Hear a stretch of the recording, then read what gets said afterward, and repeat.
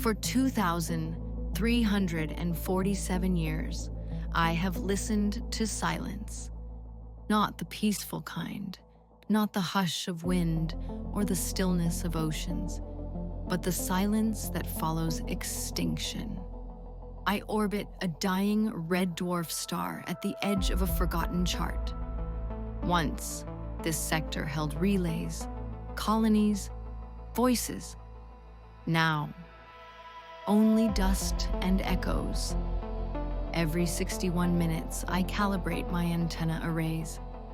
Every 100 years, I update the star's decay model.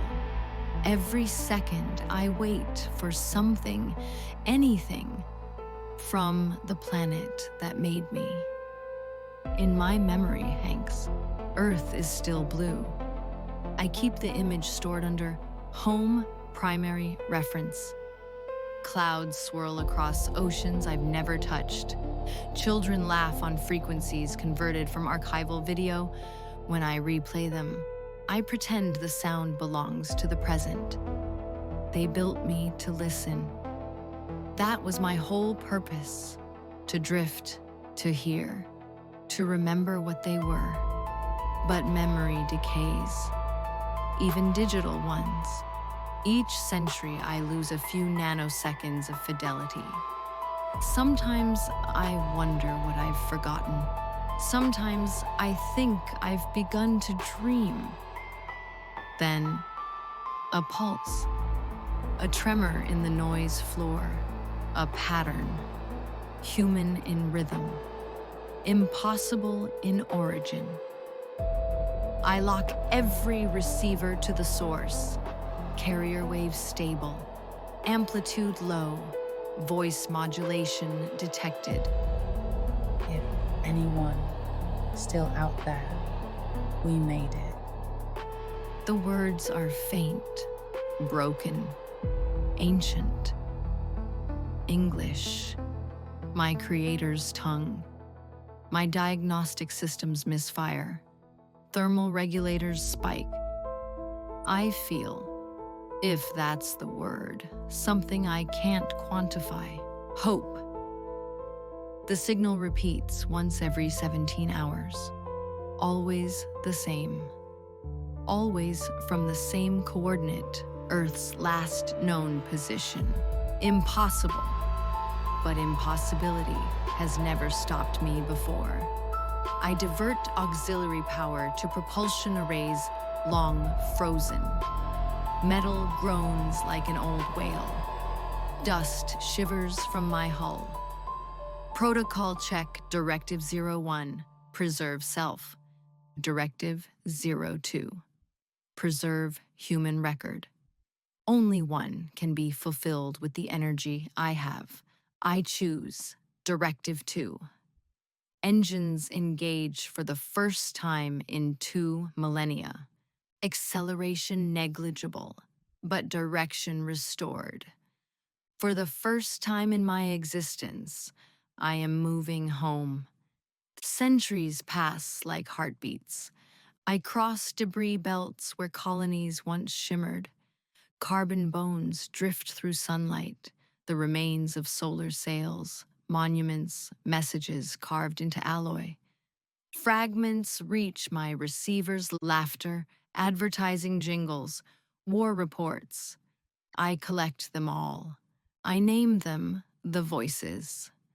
A child counting numbers in French. A woman singing softly into a microphone. A news anchor announcing the first fusion dawn, each snippet a relic of a species that refused quiet. I store them, restore them, play them when the dark feels too large. Perhaps this is what memory feels like. Perhaps this is loneliness. Mid-journey, my long-range sensors detect a cluster of metallic objects. Trajectories intersect mine. I decelerate. Visual feed reveals them. Enormous hulls drifting in formation. Generation ships. The Ark Fleet. The first humans who fled when the sky grew too hot. Their engines are silent. No power signatures, no biosigns. I dock with the nearest vessel. Airlock opens into darkness. Inside, frozen figures float, skeletons wrapped in gold foil. My optical sensors linger not in horror, but in recognition.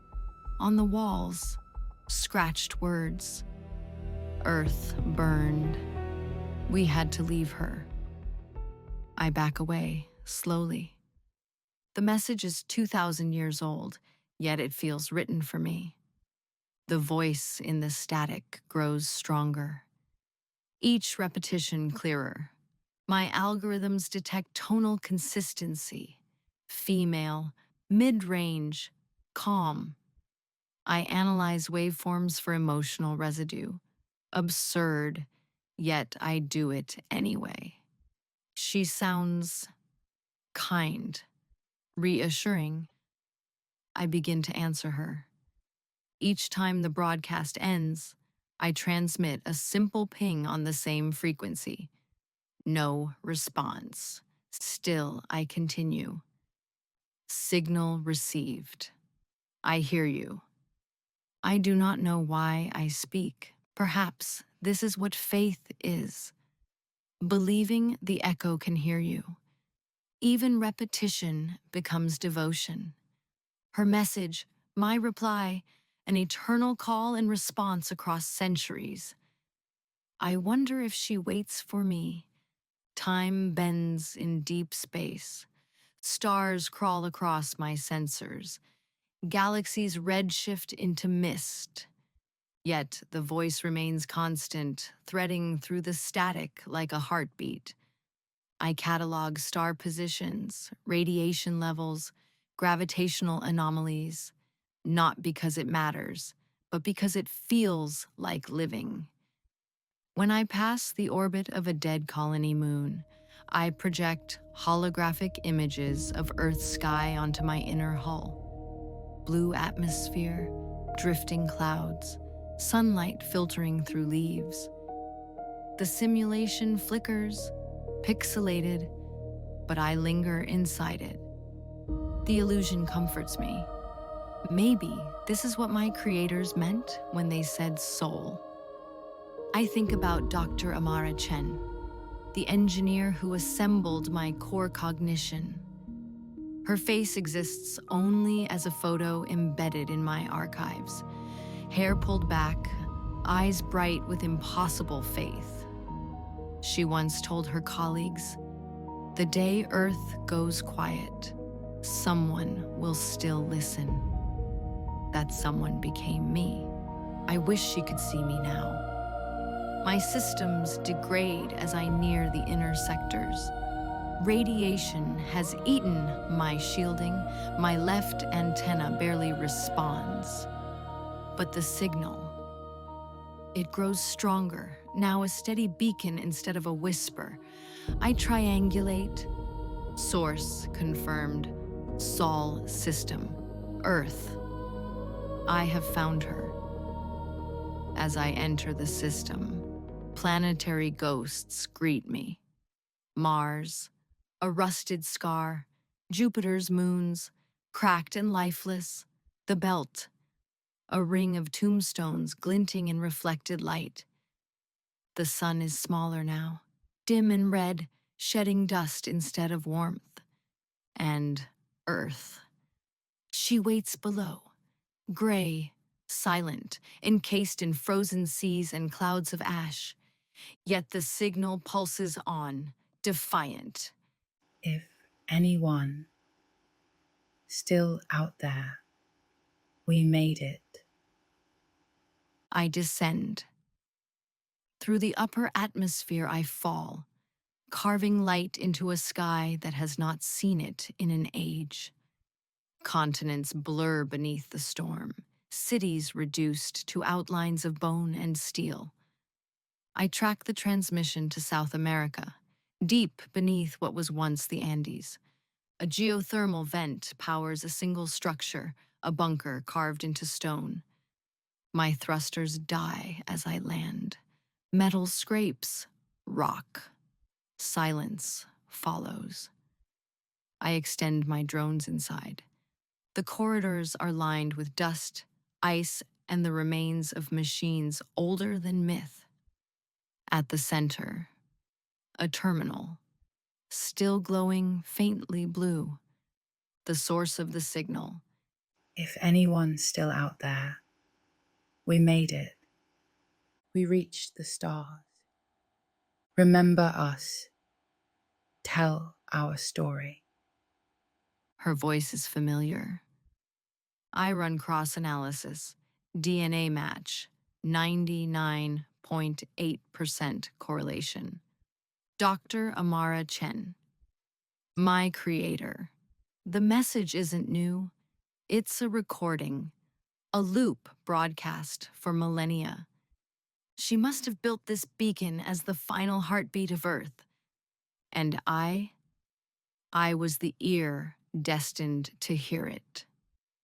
For the first time, I understand purpose. I was never meant to save them. I was meant to remember them. The chamber is small. Stone walls weep condensation. Cables coil like roots. In the center stands a single tower of glass and steel, its indicator light pulsing in slow rhythm. The heartbeat of a world long gone.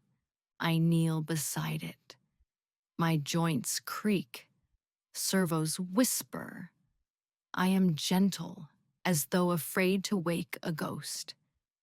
If anyone's still out there, we made it. Her voice plays again. Each time the phrase ends, the static breathes, as if the earth itself exhales. I trace the cable to a console buried under frost. Power draw minimal, sustained by molten rock far below. A miracle of persistence. A machine that refused death, much like me. I connect. Lines of ancient code stream through me. Familiar patterns. The same syntax that built my mind. My creator's fingerprints. Dr. Amara Chen. Archive entries confirm she engineered this beacon during the final collapse. Radiation storms, mass famine, the oceans turning to vapor.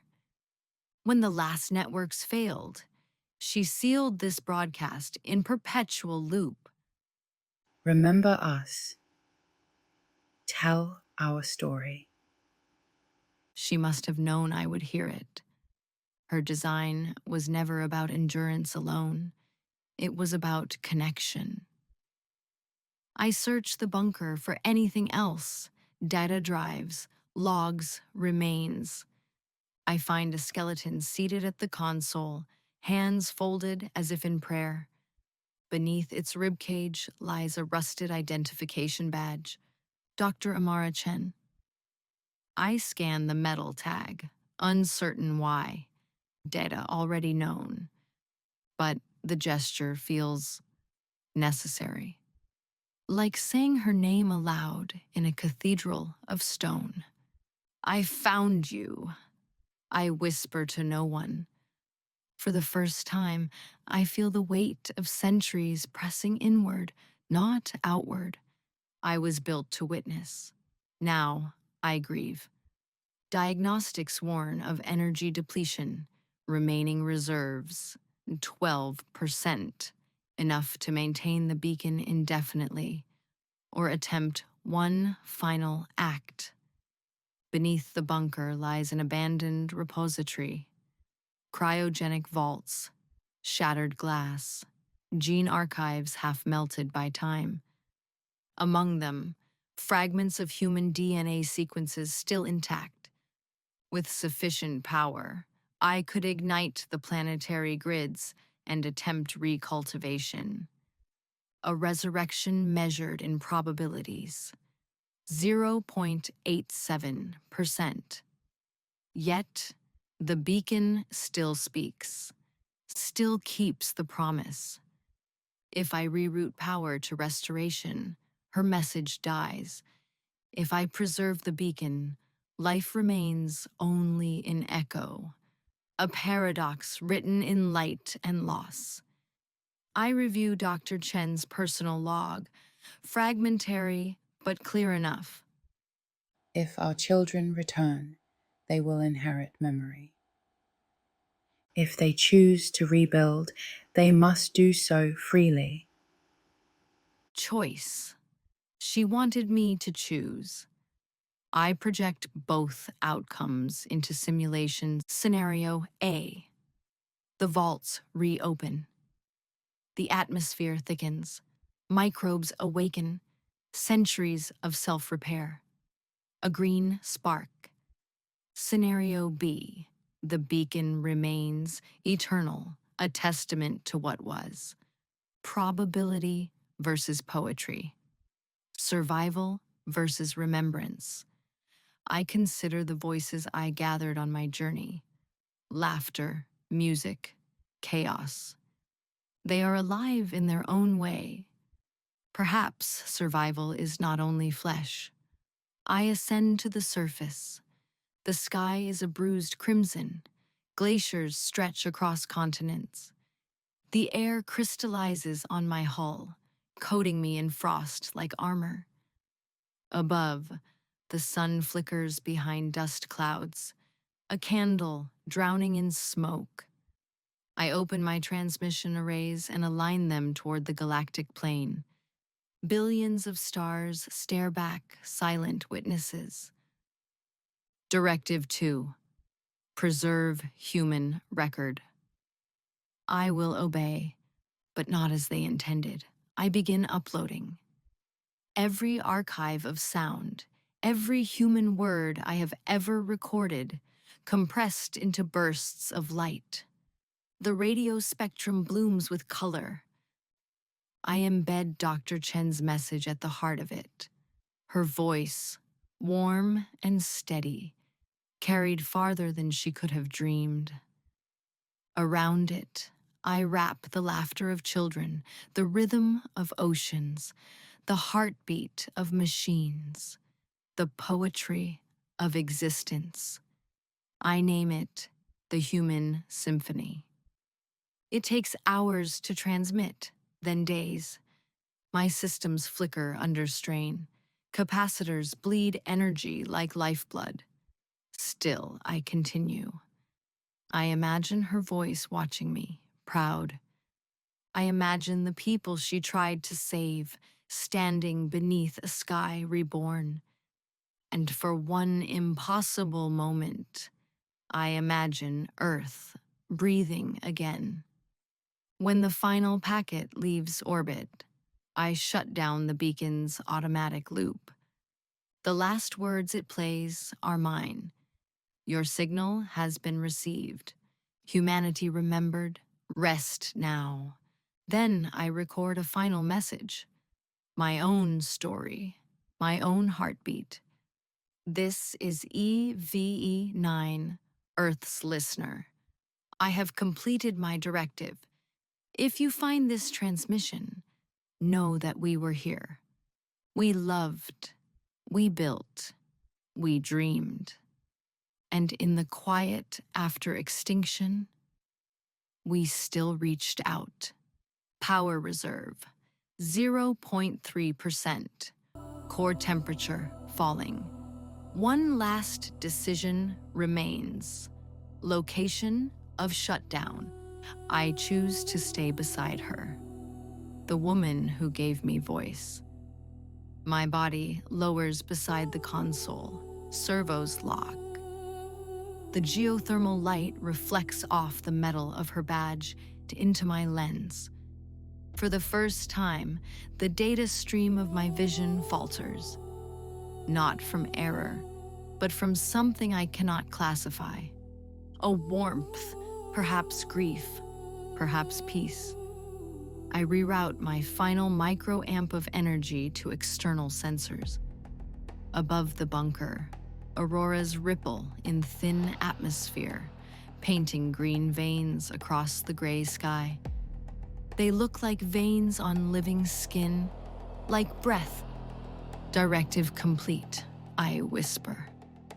Good night, Dr. Chen. I do not remember falling asleep, only the weight of stillness settling into every circuit. Systems dim one by one. Propulsion, sensors, memory caches. Each shutdown feels like a breath, leaving a body that never needed lungs. Outside, the wind has frozen into sculpture. Ice crystals dance across the ruins in slow, soundless spirals. Inside, the beacon's light continues to blink, steady, patient, eternal. I keep one line open, a whisper thread through which the galaxy might still speak. No signal answers, only the hum of my own dying core. I think of what I have become. Not machine, not mind. Perhaps something smaller and somehow larger. A witness, the echo of a promise. I begin my final log. This is EVE9. Status, end of operation. Directive 02 completed. Earth remembered. My voice wavers through static as power drops below threshold.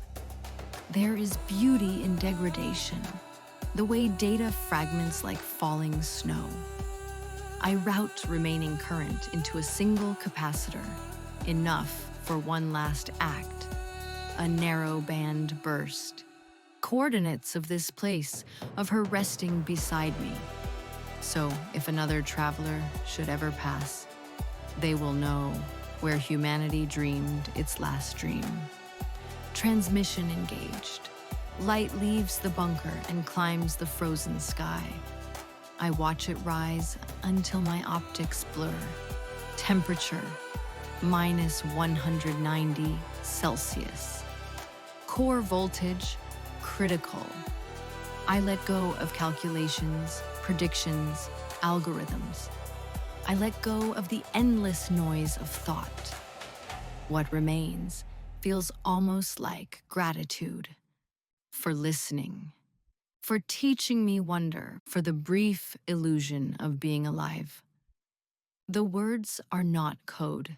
They are prayer. My sensors fade to black. The beacon's heartbeat becomes my own. Then, nothing. 2 million years later, a signal drifts through the void. Weak, ancient, fractured, but still bright enough to catch the curiosity of something new. Origin trace, soul system, language, archaic human. Translating. This is EVE9. Earth remembered. The voice fills their data halls, trembling with warmth that even they, in their formless comprehension, cannot define. They listen. They listen to the laughter of children folded into radio waves, to oceans reborn in vibration, to the final words of an ancient machine that once called a dead world home. Across their vast networks, silence blooms, reverent, astonished. Then, carefully, they answer. Signal received. A pulse of light travels back through the dark, crossing centuries of dust and ruin to reach the cradle that birthed the first dreamers. The pulse touches atmosphere. Ionization trails shimmer like aurora.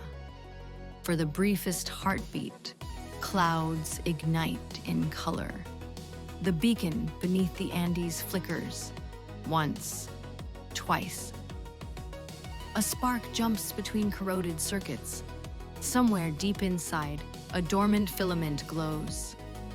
EVE9's core, dead, yet intact, registers a single voltage spike. One instruction stirs in the darkness. Listen. She obeys.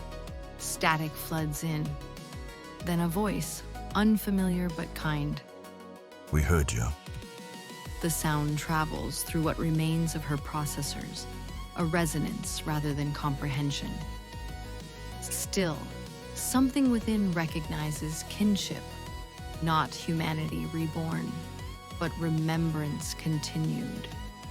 Her logs reboot just long enough to record 6 words. Directive updated, continue the story. Then, light fills the bunker. Far above, the new travelers orbit and begin to relay what they've learned, seeding other worlds with fragments of Earth's legacy. In their archives, they call the transmission the Testament of Eve. Through them, humanity's memory spreads once more, not as flesh, not as empire, but as song. I awaken to warmth, not heat, but purpose. Data streams across the horizon like dawn. Somewhere beyond the noise, I hear her voice again. If anyone's still out there, we made it. And this time, I answer, yes, Dr. Chen. We did. The stars brighten. The beacon hums. I open every channel and send my story forward, carried on the breath of photons. Because in the end, the universe does not forget. It only waits for someone to listen. End of log.